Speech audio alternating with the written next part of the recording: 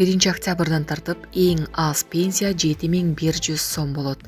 1 октябрдан тартып Кыргызстанда пенсиянын камсыздандыруу бөлүгү көбөйөт. Министрлер кабинетинин номер 534-токтомунда мамлекеттик пенсиялык социалдык камсыздандыруу жөнүндө мыйзамына ылайык 1 октябрдан тартып пенсия 7100 сомдон кем болбойт деп белгиленген.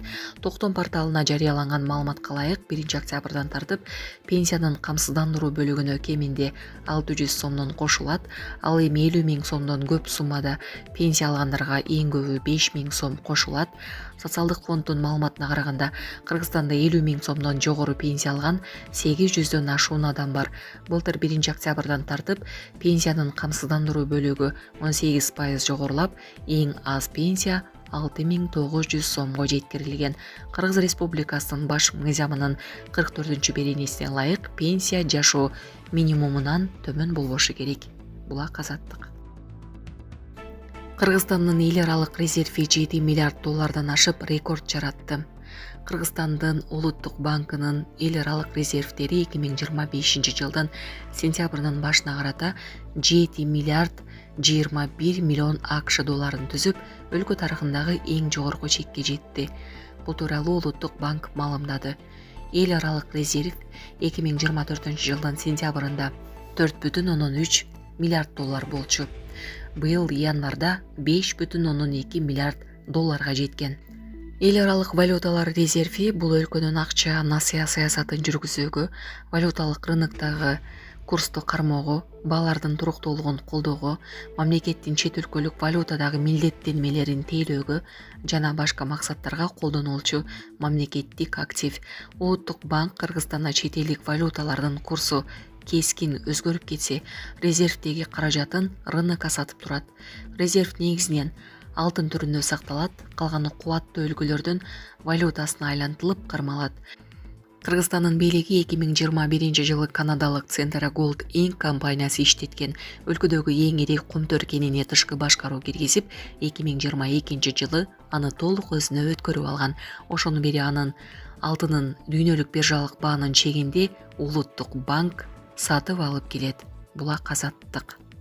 Сонун жаңылык. Сиз билген жана иченген Умбем клиникасы эми сизге дагы да болсо жакыныраак болду. Анткени бизде жаңы филиал ачылды. Андыктан келип, өзүңүздүн жана жакындарыңыздын ден соолугуна кам көрүшүңүздү сунуштайбыз. Биздин жогорку даражадагы дарыгерлер төмөндөгү адистиктер боюнча кабыл алат: стоматология, гинекология, терапия, лор, хирургия, педиатрия, урология, УЗИ жана башка адистиктер. Лабораториялык анализдин 5000ден ашуун түрү алынат. Жогорку даражадагы стерилизациялоо. Биздин дарек ВДНХ метросу, Кондратюка көчөсү 2. Телефон номерибиз 8925 103 22 55. Кабыл алууга алдын ала жазылып келүүңүздөрдү суранабыз. Умбем клиникасы. Сиздин ден соолугуңуз, биздин камкордук. Орусияда кара тизмеге кирген кыргызстандыктардын саны 85 000 кишини түздү. Орусияда мыйзам бузууларга байланыштуу көзөмөлдөөчү рейстерге кирген кыргызстандыктардын саны 85 000 кишини түздү. Бул тууралуу Кыргызстандын Орусиядагы башкы консулу Бакыт Асаналиев Азаттыкка билдирди. Ал рейстердеги жарандардын саны улам өзгөрүп турарын, август айынын соңунда бул тизмеге кирген жарандардын саны 98 000ге жеткенин кошумчалады. Бул сандардын өзгөрүүсү рейстердеги адамдардын укуктук абалын жөнгө салганын жана өлкөдөн чыгып кеткенин көрсөтөт. Анткени өлкөдөн чыгып кеткен жарандар дагы бул тизмеден чыгарылат. Өзүнүн укуктук абалын жөнгө сала албай калган жарандарды депортация же мажбурлап чыгаруу режимин колдонот. Биздин жарандардын басымдуу бөлүгү рейстерге миграциялык каттоодон өтпөй, өзүнүн тийиштүү эмгек келишимин түзбөй жүргөн себептен кирген. Буга чейин Асаналиев рейстерге кирген жарандардын 30% каттоодон өтпөгөндөр, манжа издерин тапшырбагандар, мед кароодон өтпөгөн балдар экенин билдирген. Быйыл 5 февралда Орусияда жаңы укуктук режим кирген. Ага ылайык Орусиянын аймагында жүрүүгө, жашоого мыйзамдуу негизи жок чет элдиктер өлкөнүн аймагынан чыгып кетүүгө тийиш. Ички иштер органдары чет өлкөлүк жарандарды айрым укук бузуулар үчүн Орусиядан депортациялоого укуктуу. Укуктук абалын жөнгө салбаган мигранттар 10 сентябрдан тартып өлкөдөн чыгарылат. Буга чейин Кыргызстандын жарандары Орусиянын чек арасынан кире албай кайтарылган учурлар болгон. Жыл башынан бери Орусиядан 3748 кыргызстандык чыгарылып, дагы 292 депортация болгон. Булак Азаттык.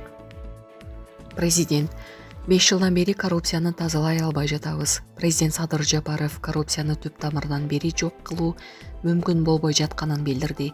Бул тууралуу өлкө башчысы балыкчыдагы капиталды коңдоп түзүүдөн өткөн автобекетти кыдырууга барганда айтты. Ал жерде жергиликтүү тургун оңдоп түзөөдөн өткөн бала бакчаны ачууну суранды.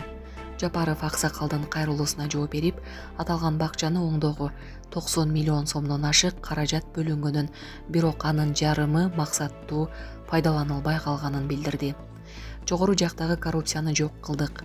Ортодон ылдый карай жоголбой жатат. Мына бала бакчаны мисал кылайын. Атайын өз көзү менен көрүп, анан тапшырма берейин деп келдим. 90 миллион сомго оңдоп түзөөдөн өткөрбөй эле жаңы салып койсо болот эле. Уюшкан кылмыштуу топ менен күрөшүү бизге жеңил болду. 1 жылда тазалап койдук. 5 жылдан бери коррупцияны тазалай албай жатабыз, деди президент. Буга уда президент 1 айыл өкмөт башчысы 3 жылда 1 сейил бактан акча кымырып алганын айтып, бирок ал кайсыл аймакта экенин ачыктаган жок. Камчыбек Ташиев Кочкордогу атка минерге ачууланды. УКМК төрагасы Камчыбек Ташиев бүгүн Кочкор районуна болгон жумушчу сапарынын алкагында райондук оорукананын абалы менен таанышты. Ал жерде УКМК башчысы эскилиги жеткен бир катар имараттарды бузуп, 4 кабаттан турган 2 имарат курууну жана оорукананын айланасын жашылдандырууну жергиликтүү бийлик өкүлдөрүнө тапшырды. Ташиев жумушту эртерээк баштоону талап кылып, УКМКнын аймактагы башчысына кайрылган, бир сама кызматкерди таппай калган төрага ачууланып, анын телефонун ыргытып жиберди. Менин жанымда турганда телефон чукубагыла. Силердин ишти мен жасашым керекпи? Курулуш иштери тезирээк башталышы керек. Жакшыраак подрядчы тапкыла. Анан подрядчы келбей койду, кылбай койду, качып кетти десеңер, башың кетет, деди УКМК башчысы.